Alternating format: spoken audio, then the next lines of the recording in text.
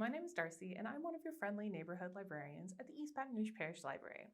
Today, we're going to be making mini DIY Hobbit door pins, just like this.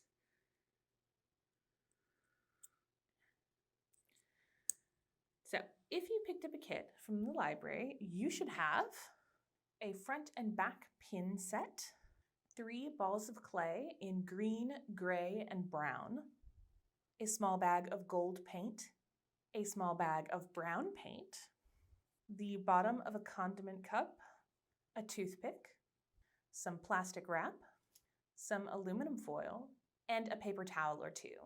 You'll also need some water and access to an oven. To get started on our Hobbit door pin, you're going to need your clay, the plastic wrap, the pin front, you don't need the back right now, and your toothpick. And we are going to take our green clay, which is going to be what the bulk of our door is, and kind of smush it around and warm it up a little bit. And then you're going to take a good little chunk of it, most of it, and smoosh it into the pin top. Now this is probably too much. You want it to be able to fill the top but not overflow it hugely. So I'm just going to scrape off some of it.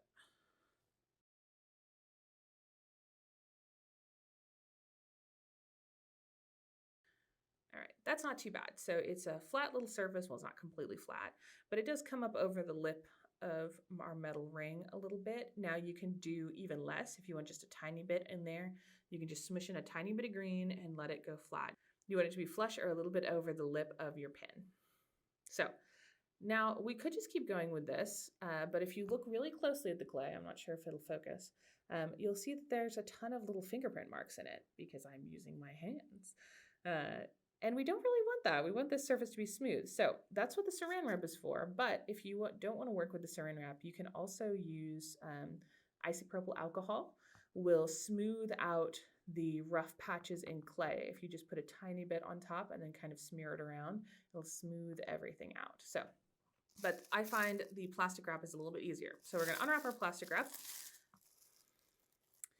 And we're going to get a good piece without wrinkles, and we're just going to set it over our clay and kind of smooth things out. So this will help avoid all of those little fingerprint smudges that we were getting before, and it will help us smooth our clay.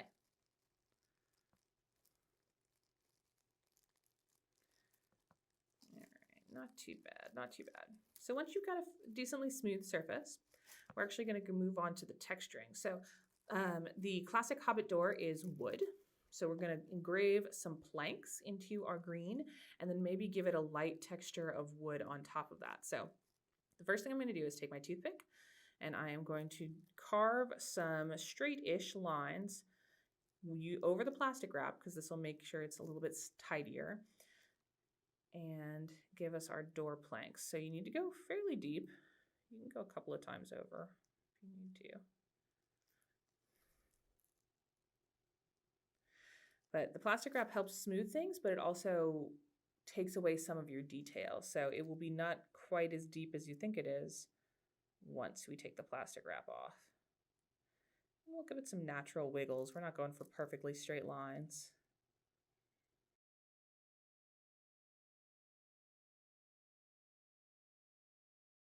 So now that I have my base lines kind of dug in there, I'm actually going to go back over them and make them a little bit deeper. You don't want to go all the way down so that you see the bottom of your pin, but you do want them, nice and deep.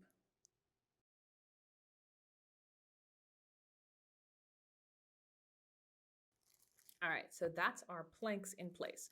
So now that we've got our deepest lines in, I'm going to go ahead and add in some kind of light wood texture on the actual planks. So not pushing nearly as hard. I'm just going to do some like little wiggles. You want lots of good textury bits on this for when we paint it after we bake it.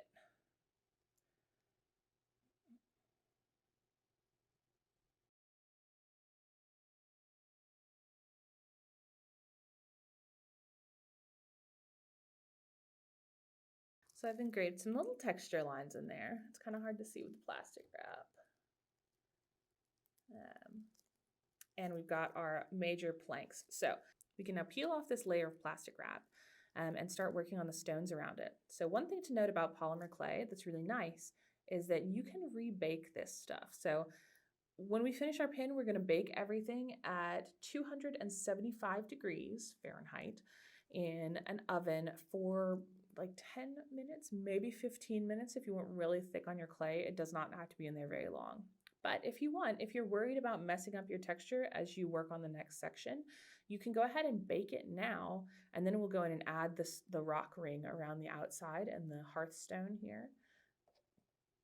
And then we can keep going. So you can bake this 3 or 4 times if you want to bake it in between each step to make sure that your artwork stays careful. But I am not going to do that. I'm going to live wild and free. So we'll peel off this plastic wrap very gently. And you'll see we've still got, our big texture is still there, and we can still see that wooden plank texture, but it's not quite as pronounced as it was earlier, which is fine. Now, if you want to go through now with your toothpick again and deepen some of those lines, you can, but be aware that as you do it without the saran wrap on it, you're going to get little flecks that pop up. So, like, it's got this little extra bit here, and you've got a weird little lip here. If you use some isopropyl alcohol on that, it will smooth a lot of those out. But if you don't want to bother with it, just use the saran wrap. It's pretty easy. So that is our pin for the moment. And we're done with our green for the time being. You can use the rest of it for greenery at the end, or you can make more pins if you want. We're going to set it aside. We're going to gently set our pin down, and we're going to warm up our gray clay.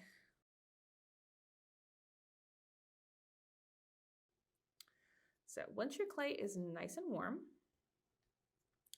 we are going to start making our rocks to surround the outside. So I like the kind of natural looking stone to this, but if you wanted to make them very even and careful, you can. I would use the saran wrap and make some nice little bricks individually and put them around the outside. But the nice thing about the organic rock is that you don't really have to worry about fingerprints, because we're going to add a bunch of texture with the end of the toothpick once all of our bits are on there.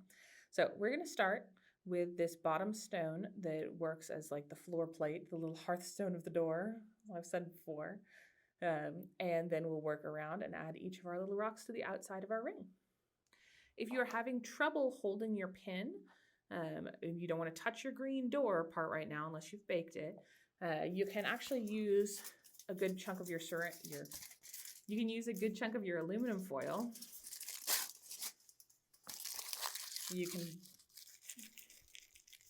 So you ball up your aluminum foil, and you're just going to shove the pin into your ball of aluminum foil. This is how you'll actually bake it at the end, but it gives you something more to hold on to than just that tiny pin back. You can also stick it in an eraser or a pencil, and then that's a little bit easier to hold on to too. So, whoops.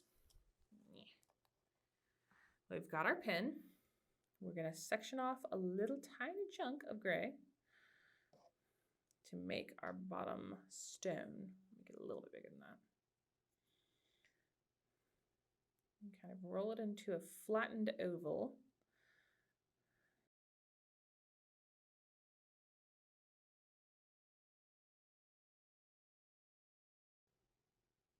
All right, and once you have it in a shape you like, you're going to decide how you want your doors, the lines of your doors. I want my lines to be horizontal here, and I'm gonna plop it down there at what I've decided is now the bottom of the door, and press it onto the metal rim. So you want it to be overflowing the back a little bit, that's okay, but you definitely want it sticking out the front.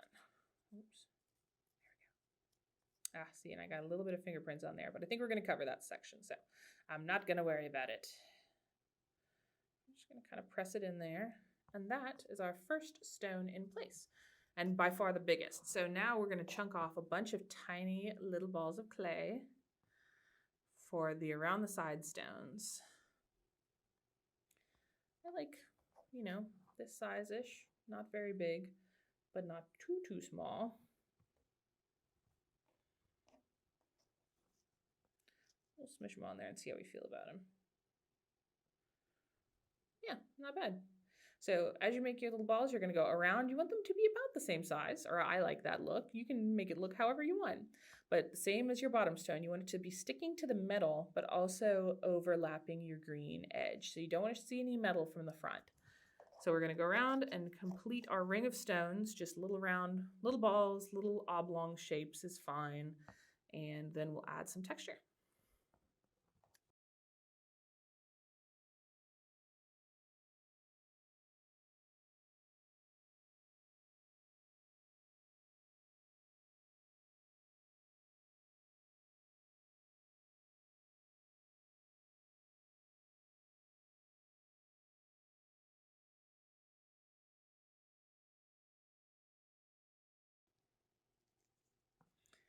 All right, so now we have gotten all of our little stones in place. We are going to go ahead and add some texture. So as I was going around, I was smooshing them a little bit, so it's mostly still a ring. I'm gonna flatten out my base rock some more. And we're going to add texture with our toothpick. So the end of your toothpick is pointy, but not like crazy pointy. So if you just kind of poke it into the clay, you get some interesting little rock texture that'll pop a lot once you bake it, and we add the wash to the end. So you're going to go around and texture the outside of your rocks. Now you don't have to. If you want to keep them smooth, that's totally fine. Just make sure they don't have too many fingerprints in them. If you can see like some really obvious lines, you might want to smooth those out. Again, this is where rubbing alcohol is handy if you want to use it, but you don't have to. And you want to make your texturing a little irregular. You know, rocks aren't all just kind of one standard texture. So if you want to give it some deep divots in some spots and some lighter divots in other spots, go for it. But again, you're going to try and not touch your green clay unless you've already baked the green section, which is totally fine.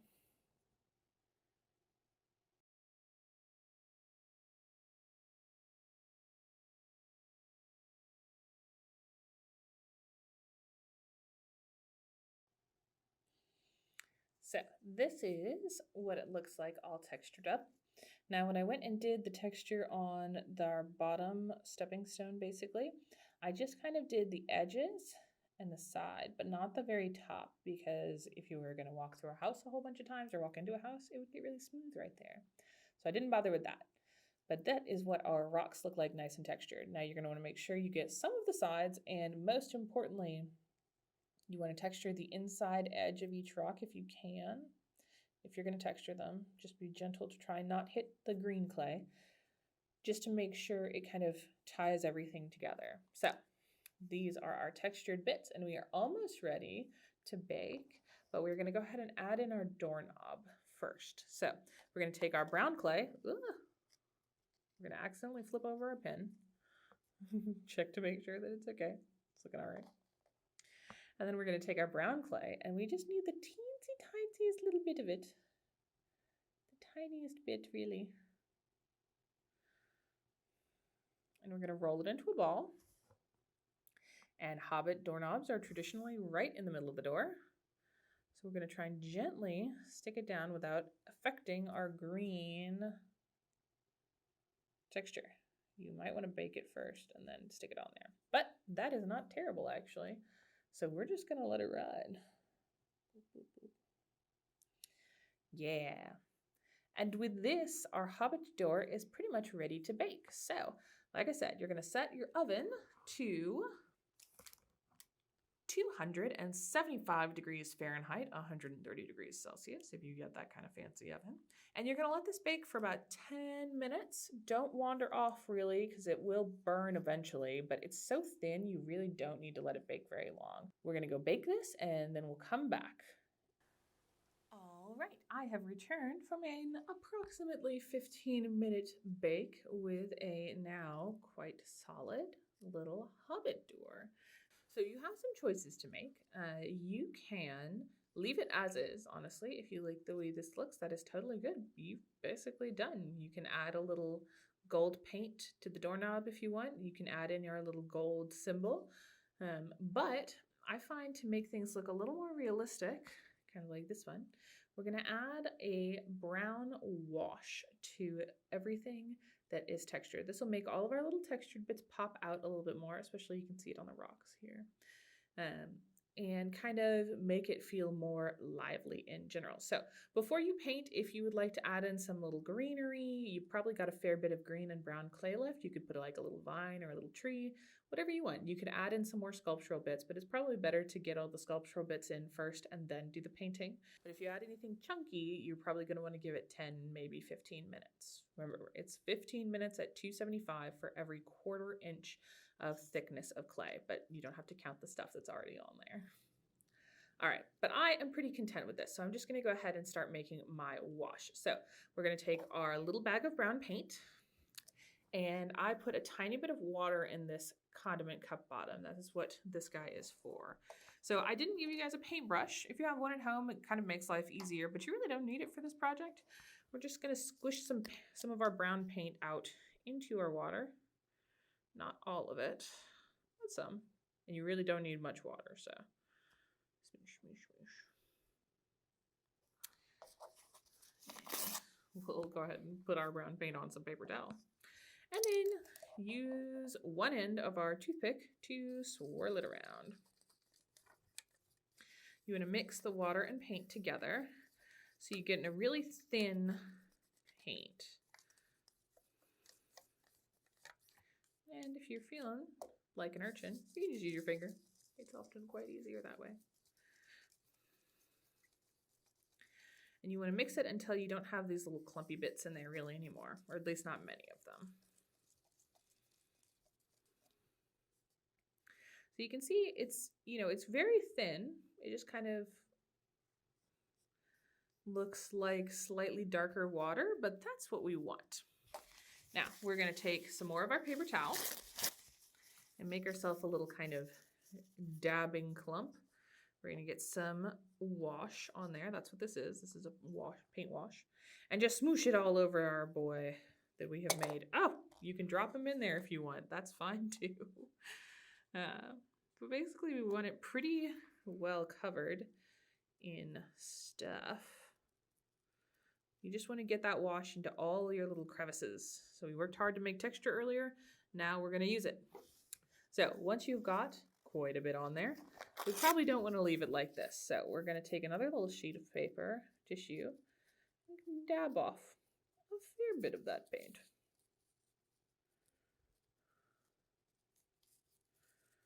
Not all of it. And this wash is a little bright, right, unfortunately, so the paint that you'll have is going to be a little bit darker than this, much more kind of closer to a black or a dark brown, and that will kind of make your colors pop a little bit more.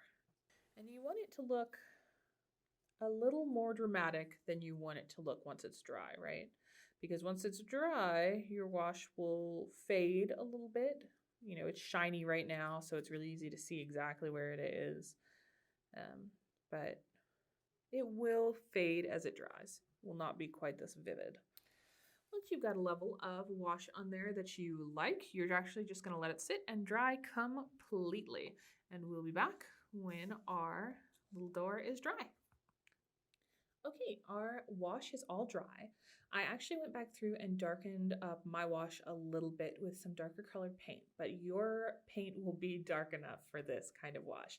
Now, the nice thing about this, as you can see, it's darkened up quite a bit, and you can see a lot of the texture pops a lot more, especially on those rocks. But if you notice a spot that's like too dark, you can actually just get a little bit of your napkin and some water and kind of wipe off that little section. This is just acrylic paint. It is water-based.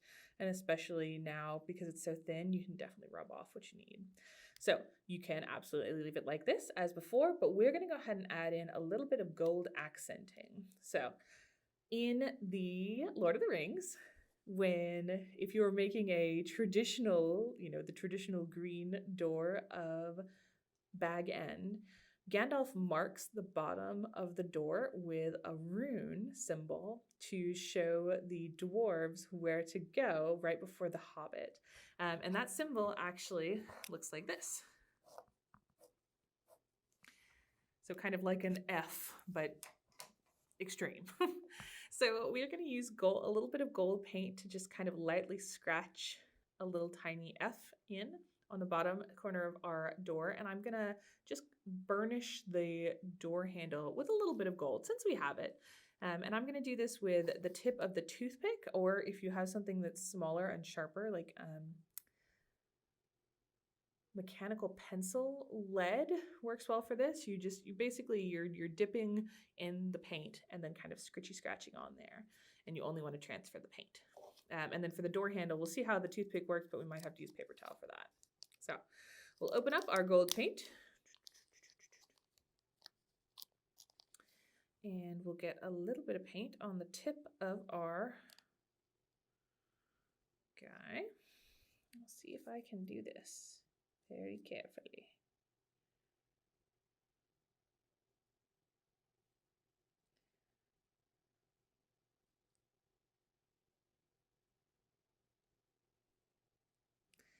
Not too bad. It doesn't have to be perfect, but I kind of like that. And I like that it's shiny. So now we'll put a little bit of gold paint on the door handle and I'll kind of rub it in. I just want it to be a little bit shinier. I'll put a little bit more on there. I don't want it to be full on gold because that'll distract from our little symbol.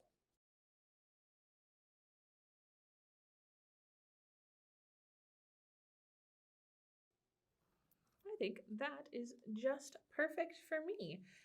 And now, once everything is dry, your pin is ready to wear. You can pop the little back on there for storage and wear this stylish but mostly subtle little bit of fandom adventure. Thank you guys so much for watching, and I hope you enjoyed this project. Bye!